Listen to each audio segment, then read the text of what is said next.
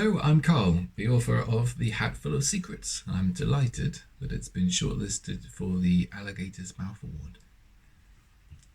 This is a story all about a hat, just like this one. The Hat Full of Secrets.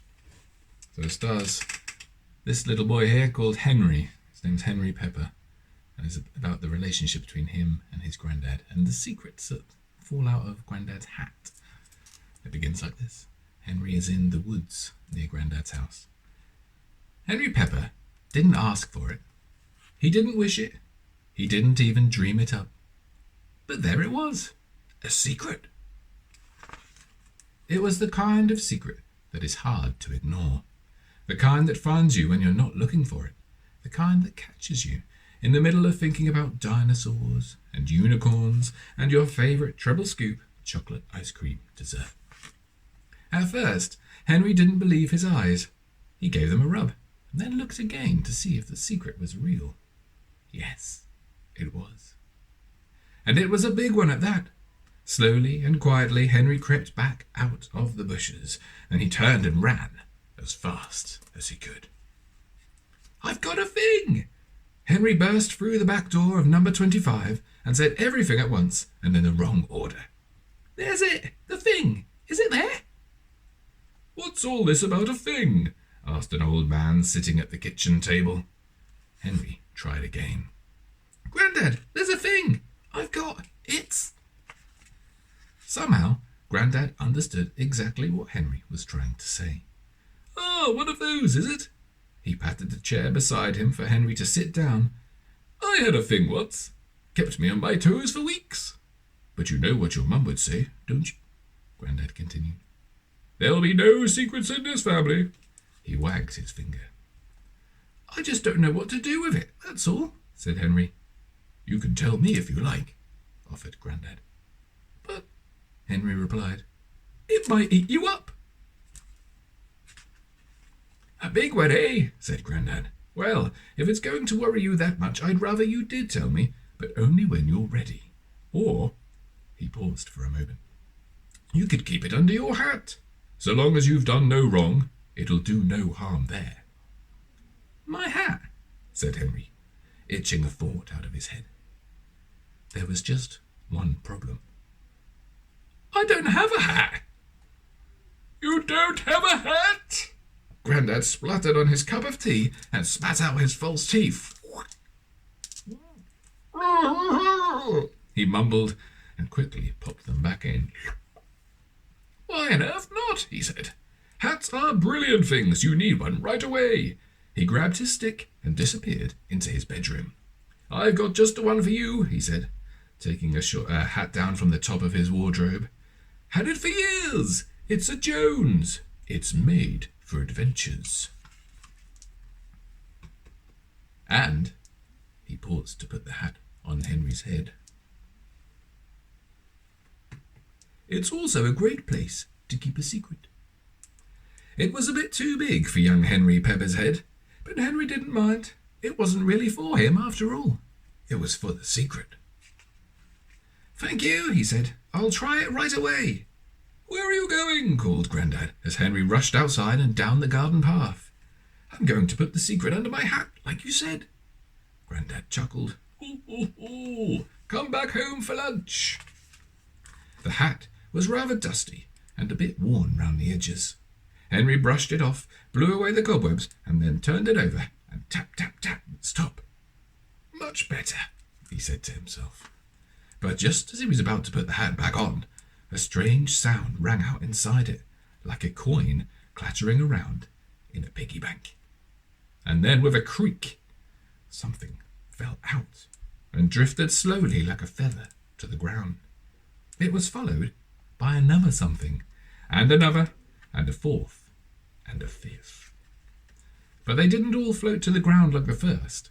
They swirled up in the air, and then went off in different directions, too high to reach and already on their way to wherever they were going. Henry quickly put the hat back on his head and gulped. By his feet was an old luggage label. Henry picked it up, turned it over, and read it out loud. Shh! The egg box crown. What a strange thing, he thought. He read it again. Could it be? He wondered. It had to be. For the second time that morning, Henry Pepper ran up the garden path of his granddad's house and burst through the back door. "Grandad," he puffed, "this fell out of your—" Grandad Pepper was sat in his usual spot at the kitchen table, and in his hand was another luggage label. "This came in through the window," he said. "I'm sorry, Grandad, I didn't mean to," Henry stuttered. "They all fell out of your hat and floated away, all except this one. It says number 1. The old man smiled. "They're my secrets. I kept them all under my hat, you see. I had no idea they could escape. I've got number 4 here," he added. "And now I think about it, I remember this one very well." He read it. Shh! The missing Tyrannosaurus Rex bone. "It's from years ago, back when your mum was still little herself. I was sitting just here when I heard something in the garden," he began. "It was Fluffwell, and she was up to something." "Fluffwell?" asked Henry. "Our dog. She had a nose for adventure," Grandad chuckled. "She was always running away with my slipper, but this time she'd gone for something a little bit bigger. A dinosaur bone from the museum. I don't know how she got it. She was only a little dog, but there she was, trying to bury a Tyrannosaurus Rex bone in the garden." "A T-Rex," said Henry. "What did you do?" "Well, everyone was looking for this bone, you see. It was on the radio, it was on the front page of the newspaper too. 'Dinosaur thief,' it said. But I didn't want that furry little thief Fluffwell to get into trouble. So I waited until it was dark, and then I took the bone back to the museum with a note to say sorry.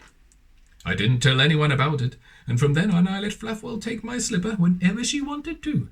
Grandad chuckled again.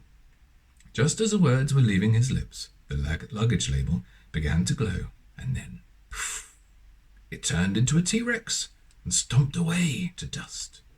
"It's gone," said Henry. Grandad smiled. "It feels much better now I've told someone about it, and I'm glad that someone is you." "I'm glad too," said Henry. "A T-Rex," he giggled. "Now what does your secret say?" asked Grandad. Henry read it again. "Shh! The egg box crown."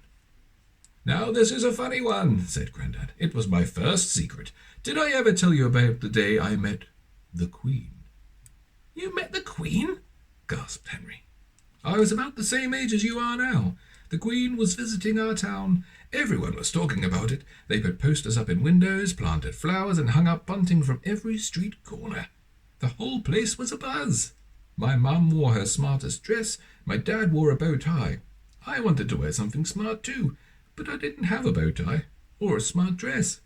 So I made myself a crown out of an egg box and some buttons." "Did the Queen see it?" asked Henry.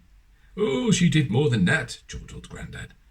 "On my way to town, I passed the shiniest car I had ever seen. A door opened, and out stepped the Queen. She was in a spot of bother, you see. Someone had forgotten to pack her crown for the visit, and it just so happened she had seen my crown, and well, she asked if I would allow her to wear it instead." "The Queen wore your egg box crown?" Henry giggled. "Yes, the whole day long, and no one suspected a thing," said Grandad, reaching for the biscuit tin. "A few days later a parcel arrived addressed to me, and inside was a note which read, 'Thank you, a hat for a crown and a day saved.'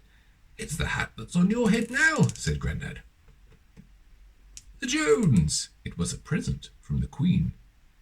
As Grandad finished his story, the luggage label began to glow, just like the one before it, and then, poof, it folded up into a crown and disappeared to dust. Henry was speechless, and not just because he had a mouthful of biscuit. "It's your hat now," said Grandad, "but you don't want a hat that's home to my secrets, do you? Even if they have all escaped. We need to make room for yours. Take another biscuit, and let's go and find the others, shall we?"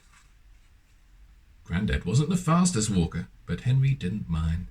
He had a lot of questions to ask about Fluffwell and the Queen, but before Grandad could answer even one of them, they were back at the place where the secrets had fallen out of the hat. Did you say which way the other ones went? Asked Grandad. One went left, one went right, one went up the path to you, and one blew away down here, said Henry. Ah, said Grandad. Do you think it's strange, said Henry, that the only secret which didn't fly away was the one about the hat itself?